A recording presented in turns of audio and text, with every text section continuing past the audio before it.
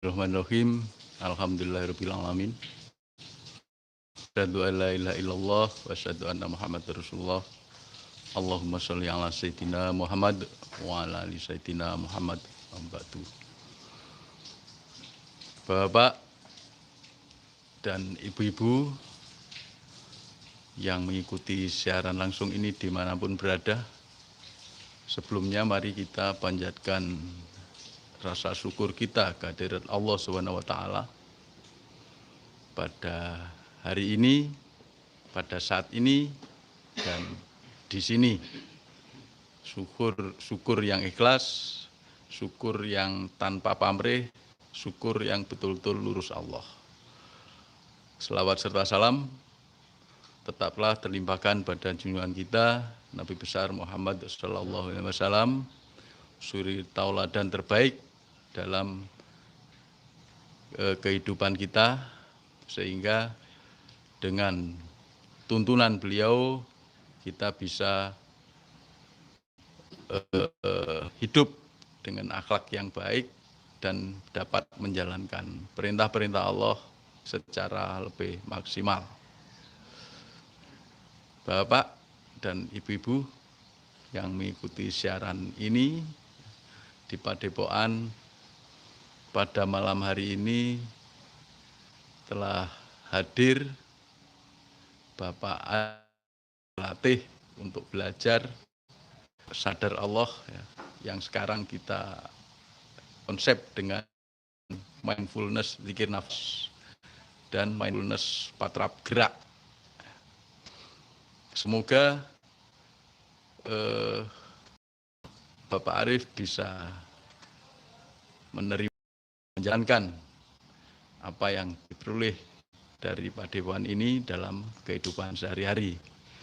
Seperti biasa di Padepokan juga dihadiri oleh rekan-rekan sahabat sadar Allah dari Gumpang dan sekitarnya, terutama yang bernaung dalam grup Rewo-Rewo yang alhamdulillah sampai saat ini tetap kompak, tetap guyub rukun, dan saling asah, saling asih, saling asuh dalam menjalankan perintah Allah dalam hidup yang lurus ke Allah.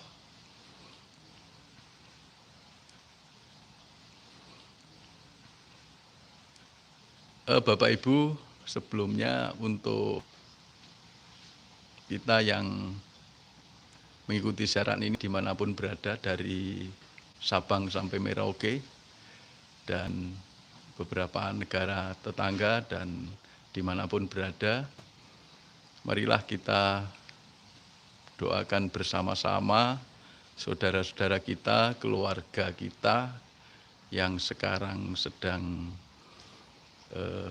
diberi pelajaran oleh Allah berupa sakit jenis apapun. Semoga kita yang sehat, semoga tetap diberi kesehatan yang barokah, kesehatan yang memberikan penerangan kita, memberikan kekuatan kita untuk selalu sadar Allah. Dan yang sedang bermasalah, semoga Al-Fatihah.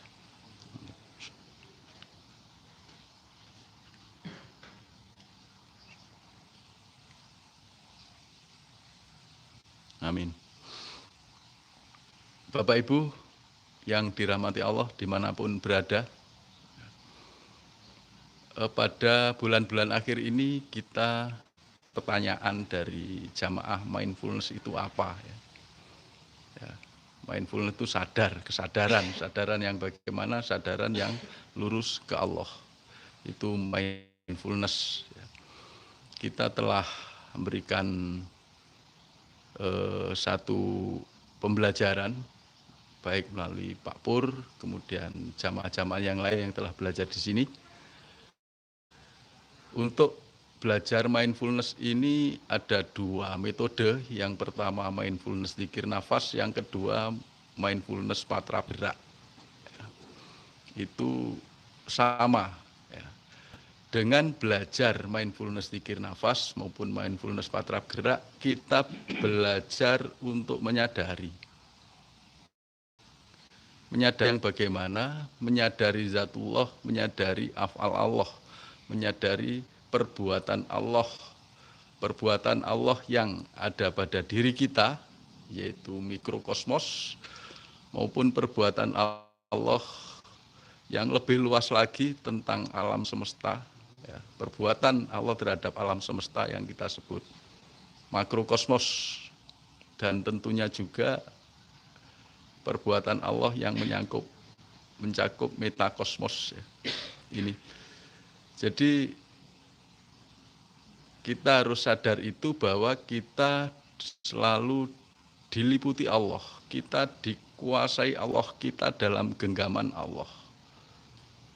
Dan kita kemanapun, apapun aktivitas kita itu digerakkan oleh Allah. Ya. Jadi kesadaran terhadap zatullah, kesadaran terhadap perbuatan Allah ini, atau kesadaran terhadap af'al Allah ini adalah merupakan satu pondasi di mana ketika kita telah mencapai pada kesadaran itu, insya Allah yang kedua kita bisa menerima af'al Allah. Jadi yang kita latih, yang pertama kita melatih menyadari, yang kedua kita melatih menerima. Menerima ini memang gampang diucapkan, ya. Kalau kita menerima yang sesuai dengan keinginan ego itu gampang. Ego itu inginnya kita diakui. Ketika kita diakui orang, kita gampang sekali menerima. Ego itu inginnya duitnya banyak. Ketika kita diberi duit banyak oleh Allah, kita gampang menerima. Ego itu maunya hidup tenang. Ego itu maunya senang-senang. Ketika kita diberi ketenangan, kesenangan, kita gampang menerima. Yang lebih sulit lagi ketika kita diberi pelajaran tentang hal-hal yang tidak sesuai dengan nafsu kita, tidak sesuai dengan ego kita. Nah, ini kita harus berani untuk menghancurkan ego kita, berani untuk mengenolkan ego kita, berani untuk meredam nafsu-nafsu negatif. Sebenarnya yang menghancurkan juga bukan kita, yang menghancurkan itu Allah. Bukan kita, itu Allah. Bagaimana kita berlatih itu sehingga Allah menghancurkan ego kita? Yaitu melalui mindfulness zikir nafas. Ketika kita menginjak pada level ketiga, ya, di situ ego kita dinolkan, keinginan-keinginan dinolkan. Sehingga apa? Sehingga pada praktek kehidupan sehari-hari kita betul-betul bisa menerima kebenaran perbuatan Allah. Jadi perbuatan Allah itu mutlak kebenarannya. Subhanallah, Allah Maha Suci. Ya. Karena Allah Maha Suci, maka seluruh perbuatan Allah itu mutlak benarannya. Bagaimana sikap kita menerima? Ketika kita difitnah orang, kita harus bisa menerima.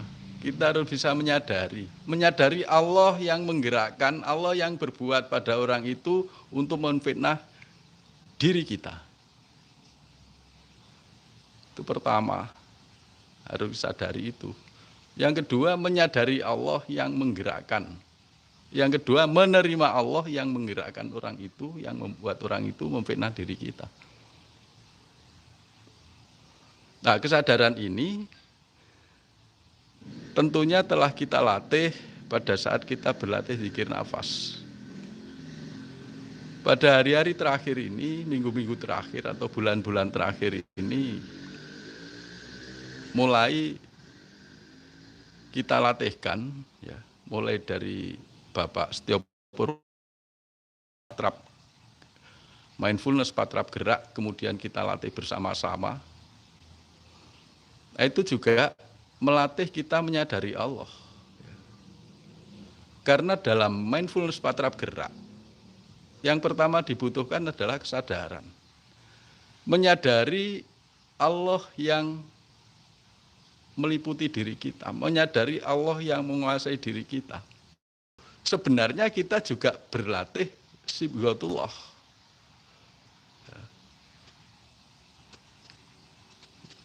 Saya sendiri dalam berlatih itu sudah tanpa lafaz, ya.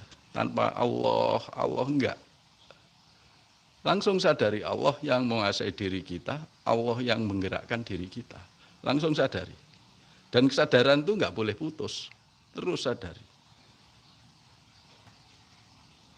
Nah, kesadaran itu perlu dalam berlatih mindfulness zikir nafas. Ya, saya pesan pada teman-teman yang telah berlatih di Padepokan untuk bisa diteruskan, dan yang belum berlatih di Padepokan bisa berlatih sendiri, tapi kalau ragu-ragu jangan.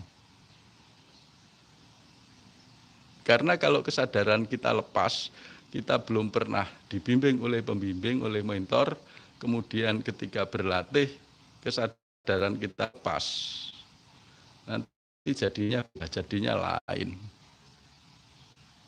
Asal gerak saja. Jika menyadari Allah yang menggerakkan diri kita, tentunya kita harus bisa menerima Allah yang berbuat, menerima Allah yang menggerakkan pada yang menggerakkan diri kita, jasad kita. Karena dalam mindfulness patrap gerak itu menyertakan jasad kita untuk menuju Allah. Jadi gerakan yang muncul karena Allah itu yang menguasai diri kita, Allah yang menggerakkan diri kita. Maka gerakan yang muncul itu gerakan dari Allah.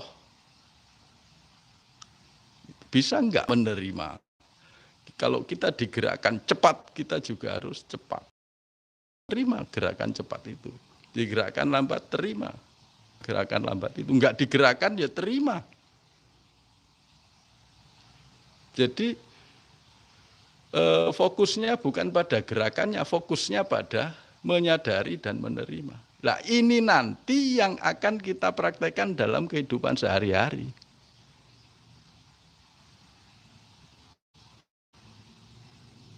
Itu.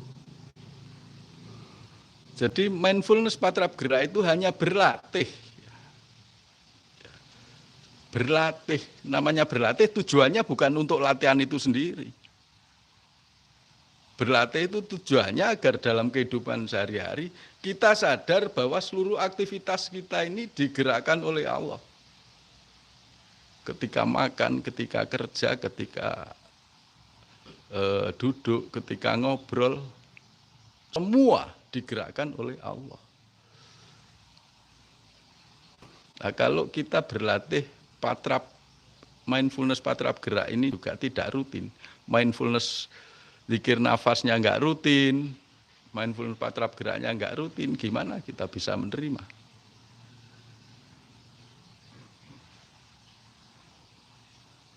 Ya itu. Jadi latihan itu rutin. Hasilnya bagaimana? Allah alam, ya hasilnya terserah Allah lah. Apa kata Allah? Yang penting kita bersungguh-sungguh. Nggak mungkin dengan berdiri kita latihan mindfulness patrap gerak, nggak mungkin dengan berdiri, ya dengan duduk saja, disadari. Allah menggerakkan apa. Gitu. Saya sendiri berlatih itu tidak hanya dengan berdiri, ya, beberapa kali dengan berdiri, kemudian dengan duduk. Bisa tetap bisa. Ini. Maka bagi sahabat sadar Allah Jawa di luar pulau Jawa yang mau hadir untuk berlatih mindfulness patrap gerak, mindfulness zikir nafas, silahkan datang ke Padepokan. Ya, kita sudah membuka untuk jamaah-jamaah yang mau hadir di Padepokan. Kemudian setelah sampai di Padepokan, ya, ini berusaha manfaatkan kami yang ada di Padepokan ini untuk belajar bersama-sama Bapak Ibu semua. Ya. Kadang-kadang kami kan melayani, Pak ya. Kami itu melayani. Kadang-kadang kalau jamaah lama kemudian datang, beliau sudah paham, ngajak ngobrol ya kita layani ngobrolnya. Ngajak berlatih patrap ya kita layani patrapnya. Ngajak dzikir nafas ya kita ajak dzikir nafas sama-sama. Ngajak waskita Quran ya kita belajar sholat khusyuk. Nggak ngajak apa-apa, ngobrol saja, maunya cerita ya sudah. Kami yang di sini mendengarkan cerita.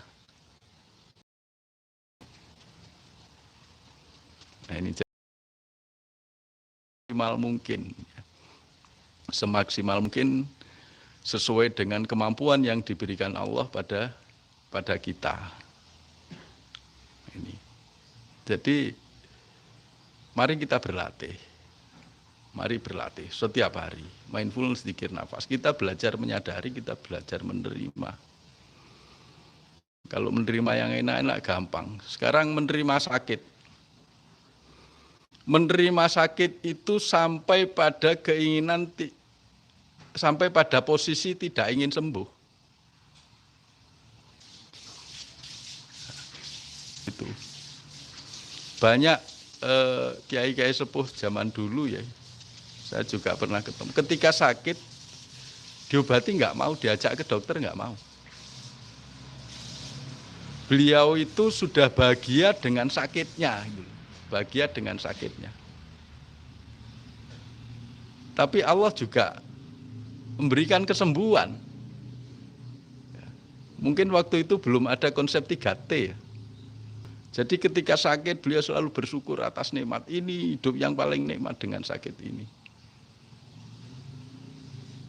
Beliau bersyukur, Allah menyembuhkan. Itu. Kalau misalnya berdoa harus ada amanahnya. Kalau kita masih diberi tugas, masih diberi amanah oleh Allah, masih harus menjalankan perintah-perintah Allah sesuai dengan amanah Allah, maka kita akan diberi kesembuhan. Tapi posisi awal nol dari keinginan itu sangat penting. Ada orang marah-marah pada kita. Kita harus bisa menerima sampai kita sendiri enggak punya rasa marah. Gimana caranya? Seperti yang diajarkan Pak Pur itu. Kita harus menyadari, oh orang itu marah pada jasad, bukan marah padaku. Memisahkan antara jasad dan jiwa. Kesadarannya harus misah. Dia marah pada jasadku. Kesadarannya bisa tertawa. Sehingga seperti yang dialami Mas Doni, ketika mau marah-marah, beliau pisahkan.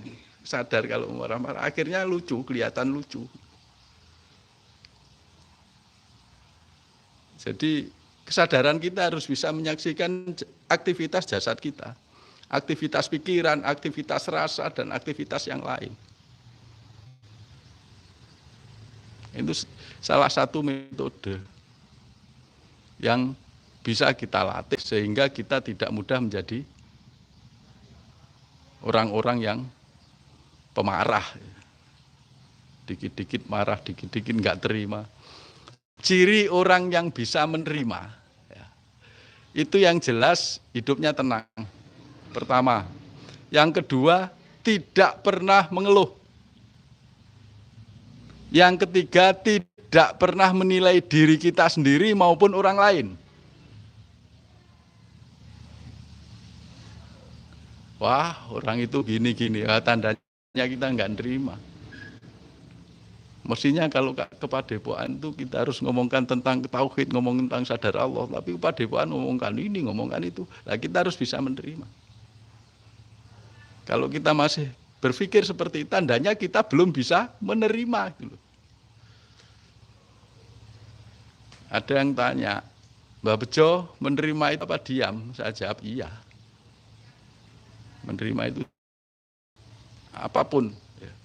Tidak menilai diri kita, tidak menilai orang lain atau sekitar kita. Itu tandanya kita menerima. Juga nggak komplain pada Allah. Nggak komplain. Harusnya gini, nggak komplain. Jadi jiwa tenang, kemudian tidak mengeluh, nggak komplain atau nggak protes, menilai diri kita maupun menilai orang lain atau menilai sekitar kita.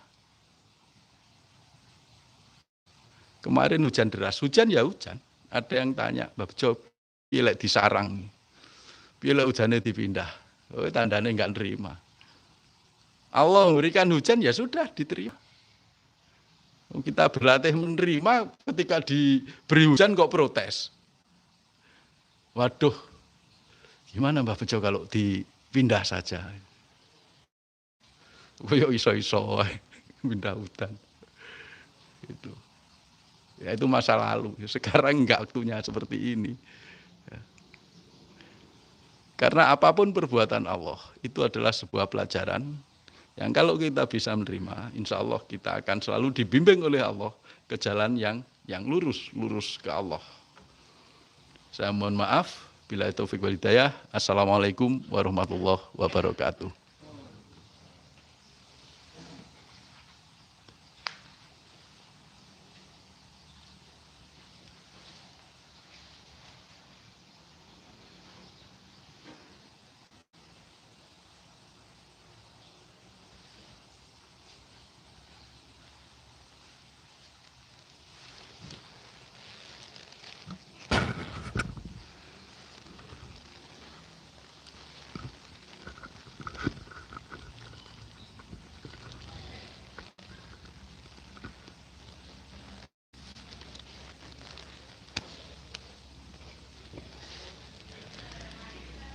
Bismillahirrahmanirrahim. Assalamualaikum warahmatullahi wabarakatuh. Alhamdulillahirabbil alamin. Wassalatu wassalamu ala asrofil anbiya'i wal mursalin wa ala alihi washabihi wasallim ajmain. Bapak-bapak yang hadir di Padepokan dan sahabat-sahabat semua yang saat ini online menyaksikan siaran langsung dari sini. Marilah kita bersyukur kepada Allah, mengucapkan rasa terima kasih kepada Allah atas semua apa yang telah Allah tetapkan pada kita. Shalawat dan salam kita sampaikan kepada junjungan kita Nabi besar Muhammad Sallallahu Alaihi Wasallam. Ya. Terima kasih kepada Mbah Bejo yang sudah memberikan opening.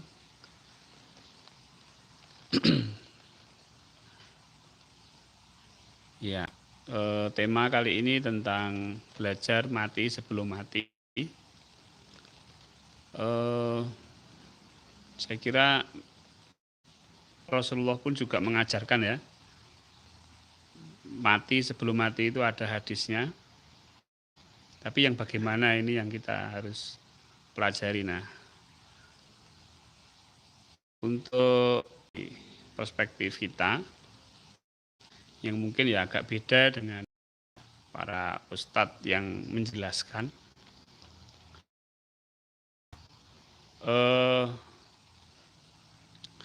Mati sebelum mati itu di kalangan spiritual, kejawen gitu, saya kira juga sudah banyak disebut ya. Kalau bahasa Jawanya mati sakjroning urip. Saya kira ini nanti akan memahamkan kita tentang makna menyadari dan menerima. Posisinya, karena sebenarnya kalau bicara tentang menyadari dan menerima itu, kalau kita masih berada di wilayah jasad, positioningnya masih di wilayah jasad ya tetap akan kesulitan. Karena pekerjaan pikiran itu pasti menilai. Pekerjaan pikiran itu pasti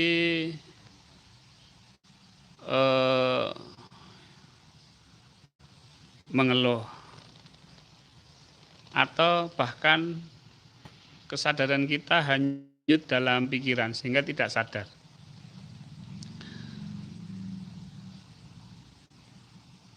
Maka sebenarnya kita harus tahu duduknya. Duduknya kita itu di mana? Ya, duduknya jiwa. Ya, bahasa Jawanya ya jumenengnya itu kita harus tahu. Lungguhe. Lungguh itu berarti kan posisi, Pak. Manggon. Jadi bukan berada di jasad kemudian kita nerima, pasti akan kesulitan. Jumenengnya betul, duduknya betul, lungguhe benar. Itu insya Allah antara sadar dan menerima itu ya memang begitu gitu. Ya memang begitu gitu.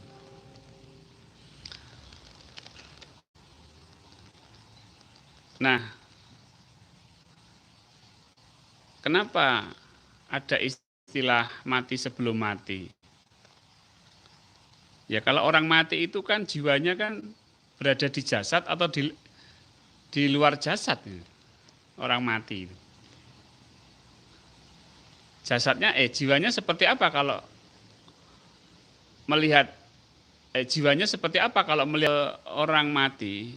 Itu jiwanya ya melihat, kalau menyadari ya, kalau jasadnya itu dimandikan, dikafani, ya nggak akan menilai. Wah kok mandikan saya kok masih kotor, ya nggak akan menilai begitu. Karena jiwa sudah tidak menggunakan pikiran dan perasaan.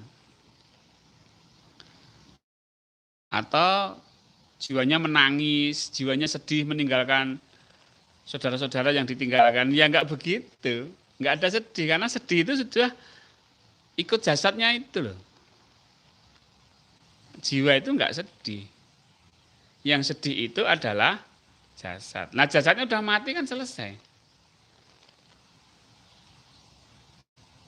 Pikiran.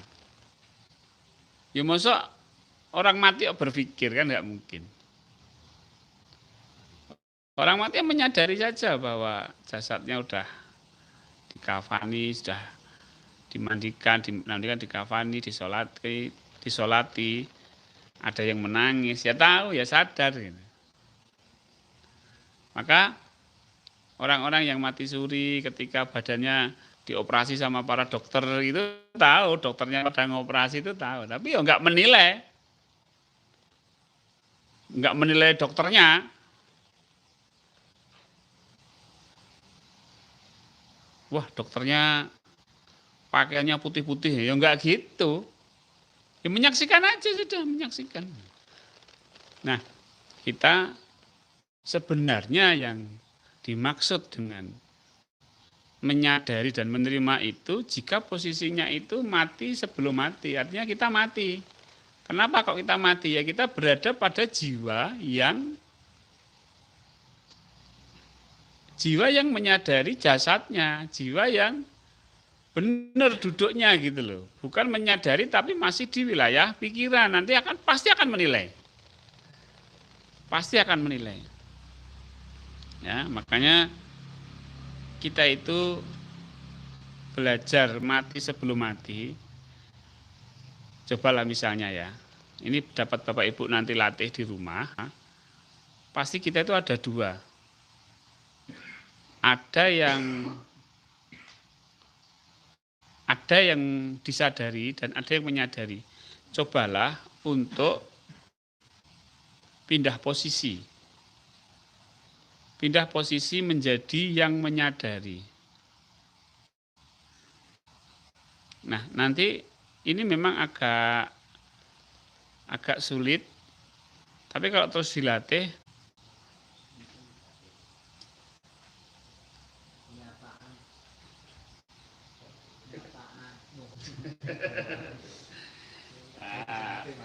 sing mati malah HP ini.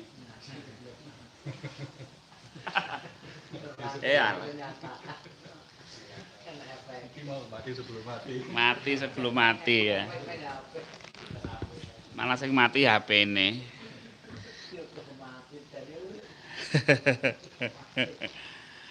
Ya,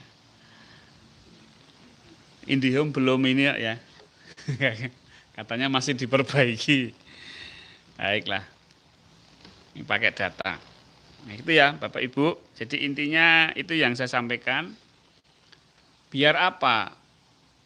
Biar menerima, menyadari dan menerima itu memang mudah gitu. Memang duduknya di situ. Jumeneng itu lungguh. Makanya belajar keluar dari kesadaran jasad. Dengan cara apa? Menyadari. Nek wis menyadari toh, coba pindah. Misalnya ini jasad. Ini jiwa. Ini kan menyadari ini kan. Jiwa ini menyadari ini. Nah, coba kita itu pindah ke sini gitu loh.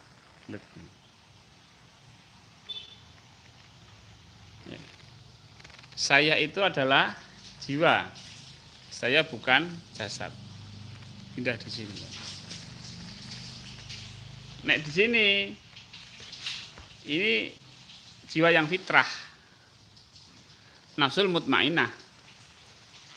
Tapi kalau jiwanya itu di sini, jiwanya ini di jasad, nafsul amarah ataupun nafsul lawamah. Karena tidak fitrah. Nah, makanya ini fitrah, kita betul-betul ini. Nah, ketika kita berada di sini, di jiwa yang benar ini, maka kita dipanggil Allah. Ya ayat Tuhan, nafsul mutmainah. Irji'i ila rabbiki radiyatan mardiyah. Jadi karena kita menerima, kita menyadari dan menerima, maka Allah pun ridho.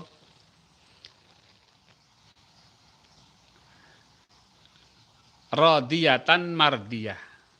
Dalam jalan keridhoanku. Jadi jalan kita dengan metode mindfulness, yaitu dengan cara menyadari dan menerima, itu sudah betul. Karena kita menerima dan Allah pun ridho. Kita ridho dan Allah pun ridho. Irji'i ila rabbiki radiyatan mardiyah. Setelah Allah ridho, fathuli ibadi, fathuli jannati. Masuk surga. Jadi mlebu surga ya sadar dan nerimo. Nanti dipanggil sama Allah. Gitu loh. Siapa yang mau masuk surgaku syaratnya loro. Misalnya gitu. Sadar. Yang kedua, nerimo. Nah, sini masuk dalam surgaku. Lah kalau nggak sadar nggak terima gimana? Ya wali aneh. Ngono wae ya to. Rasa tak sebutke mlebu ngendi ning wali aneh ngono ya.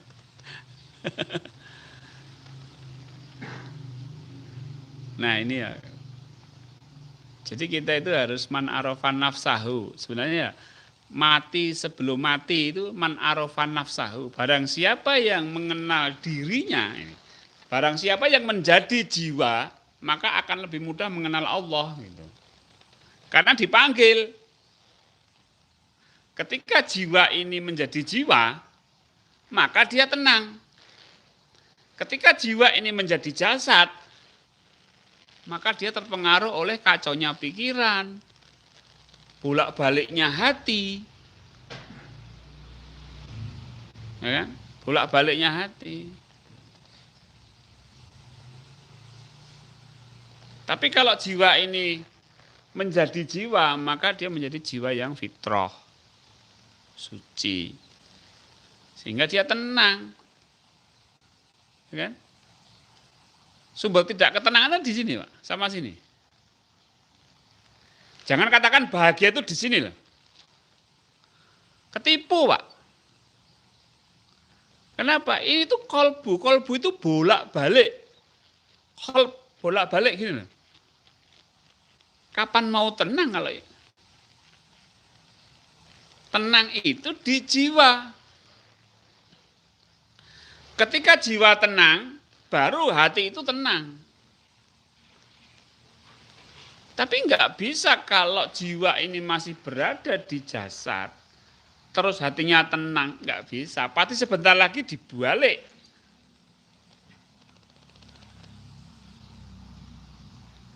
Maka harus pisah. Harus pisah.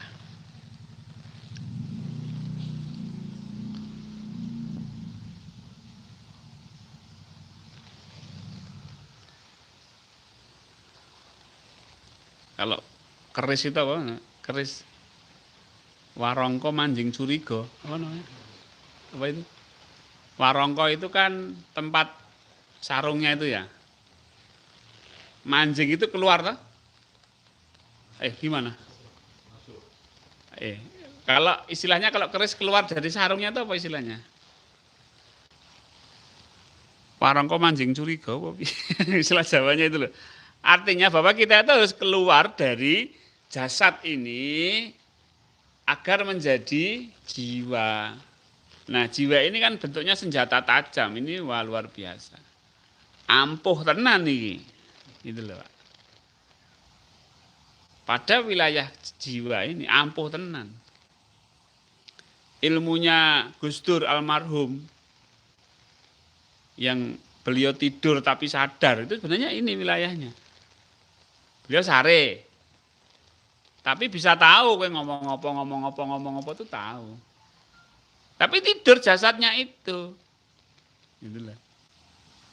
Nah, ini sebenarnya beliau keluar menjadi jiwa. Ya, jasadnya harap turu apa kan tetap tahu toh sekitarnya ngomong apa gitu. Karena beliau ini sudah tidak terikat oleh jasad ini. Jasadnya sudah meluas. Dan sudah menjadi jiwa. Ya. Makanya jangan melihat kewalian seseorang dari kesaktiannya, ketipu. Mbah wali kok. Lah ngopo kok wali? Lah ampuh sekti kok. Kapusan kowe. Dukun kowe ampuh-ampuh. Gitu. Tapi apakah wali? Ya enggak. Wali itu bukan dari kesaktiannya, tapi dari ketakwaannya kepada Allah. Baik.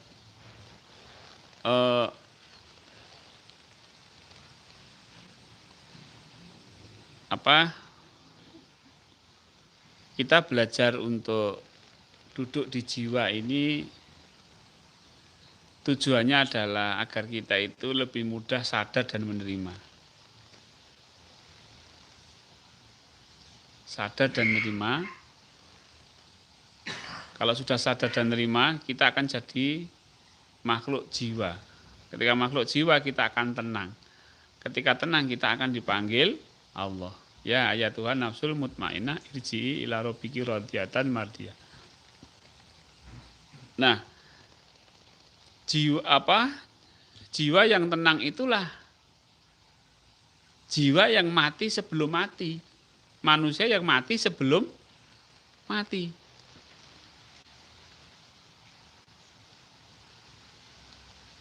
Nah, ini Bapak Ibu, kita terus berlatih dalam hal ini.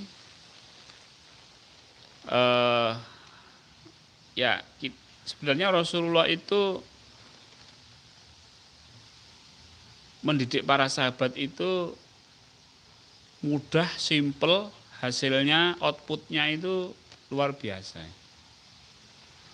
Para sahabat itu kenal Rasulullah itu ya enggak lama-lama banget. Masuk Islam itu ya enggak lama-lama seperti kita ini kan, yang sampai puluhan tahun itu. Pengajian tiap Ahad pagi, tiap hari nyetel pengajian lewat YouTube itu. Para sahabat tuh enggak. Apa ada Rasulullah itu pengajian Ahad pagi.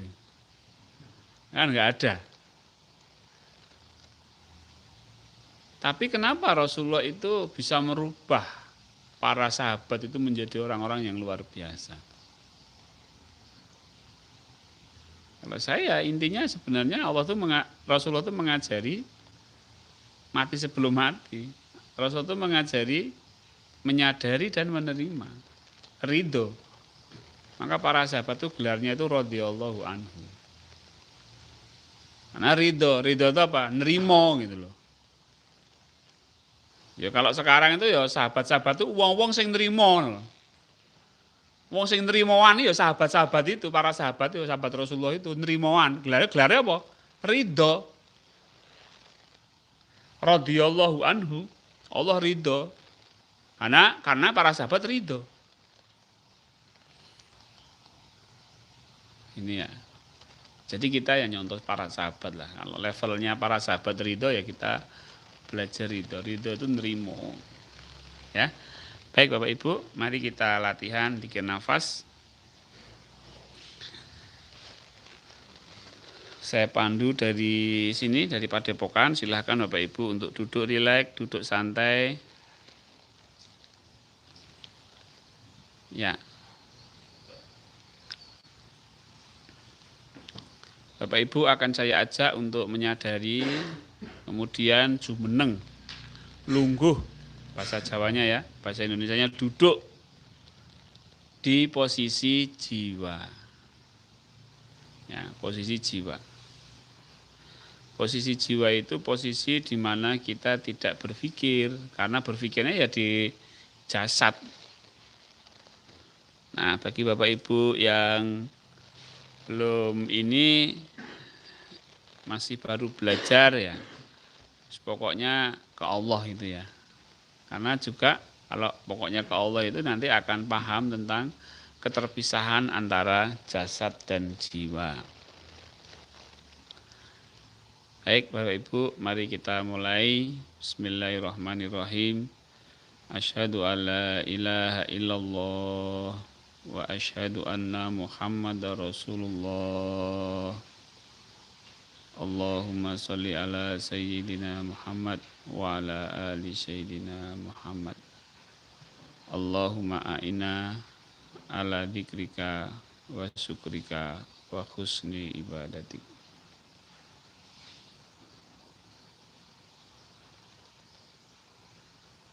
Bapak Ibu, mari kita sadari nafas kita.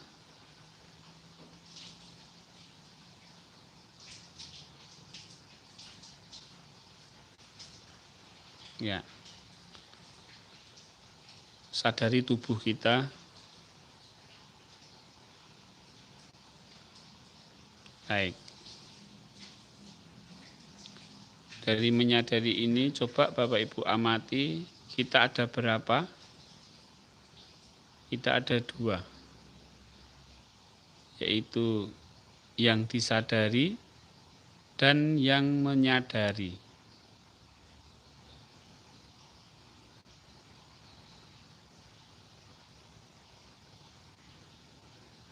Coba Bapak Ibu menjadi yang menyadari.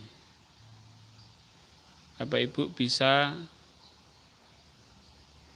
beralih pelan-pelan menjadi jiwa yang menyadari. Yang menyadari pikiran, yang menyadari perasaan, yang menyadari tubuh.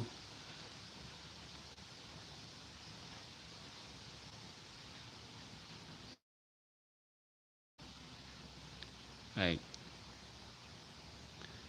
Sadari pikirannya, sadari tubuhnya, sadari perasaannya saat ini.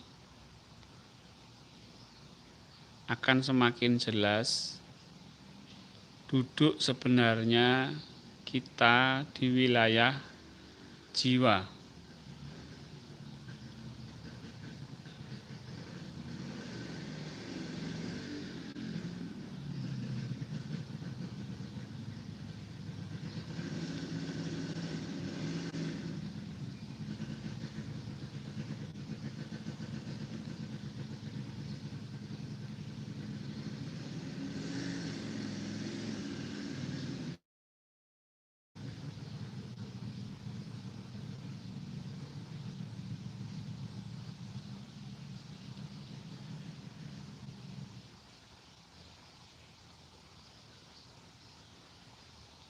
Dan sekarang Bapak Ibu setelah duduk di jiwa, Bapak Ibu sekali lagi menyadari pikiran, perasaan, sehingga Bapak Ibu terpisah dari pikiran. Bapak Ibu menyadari perasaan, sehingga Bapak Ibu terpisah dari perasaan. Bapak Ibu harus menjadi jiwa, jiwa yang tenang. Jiwa yang tenang, jiwa yang tidak terbelenggu oleh pikiran dan perasaan.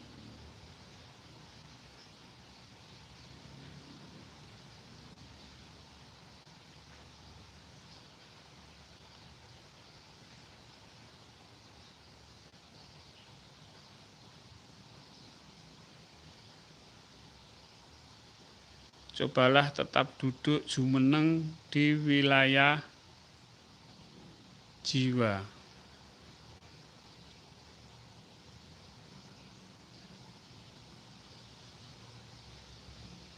Seperti orang yang mati, jiwanya hanya bisa menyaksikan tubuhnya dikafani, disolati,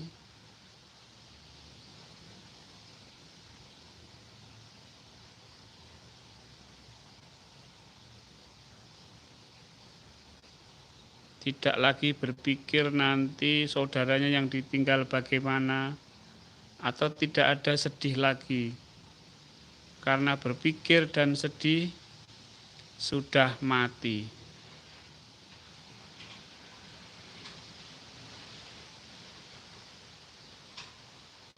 Mari kita belajar mati sebelum mati, yaitu kita menjadi jiwa yang menyadari pikiran, perasaan, dan semua apa yang sedang terjadi pada tubuh kita.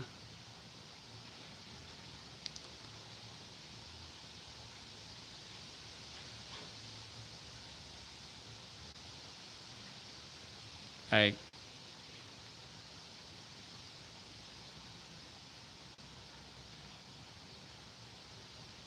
Mari kita tinggalkan tubuh kita.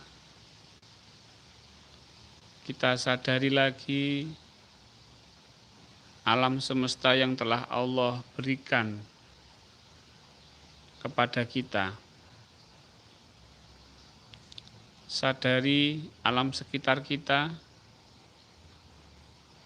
dengan jiwa yang hanya menyaksikan saja. Karena pikiran dan perasaan sudah kita tinggalkan.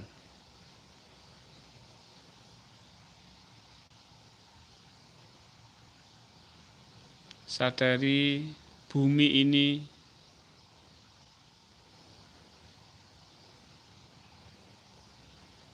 lebih luas lagi. Sadari planet-planet di sekitar bumi, galaksi, dan seluruh alam tak terbatas.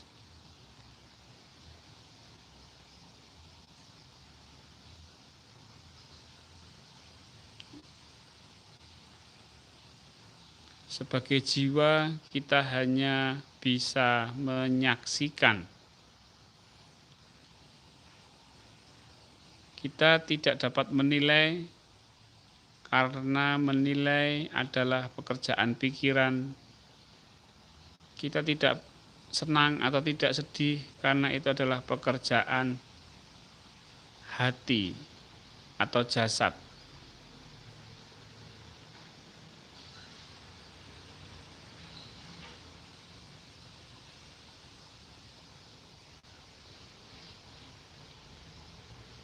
Baik Bapak dan Ibu,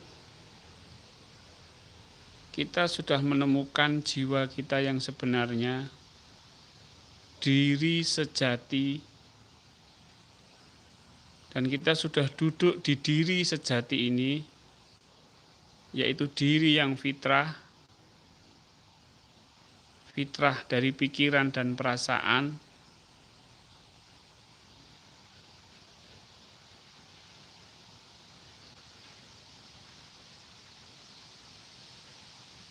Mari Bapak dan Ibu, setelah kita bersih menjadi jiwa,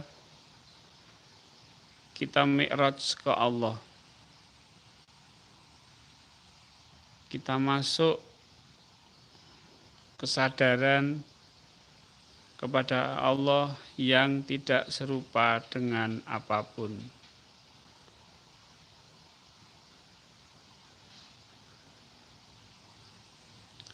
Sadari Allah yang tidak serupa dengan apapun.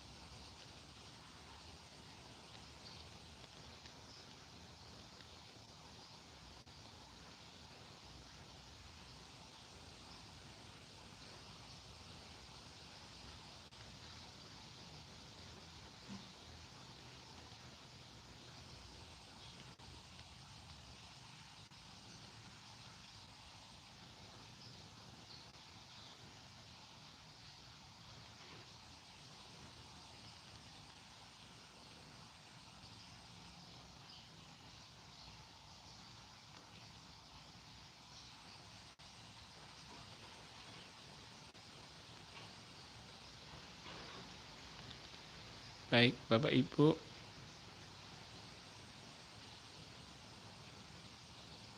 teruslah mi'raj menuju kepada Allah, mendekatlah menuju kepada Allah, meluncurlah menuju kepada Allah, tetaplah menjadi jiwa, menjadi diri sejati, agar kita mudah untuk lepas landas menuju kepada Allah. Tetap jumeneng di situ, duduk di situ, dengan terus berpegang kepada sadar Allah.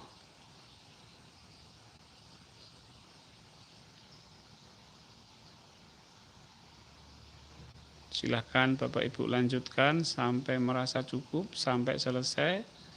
Siaran akan saya akhiri.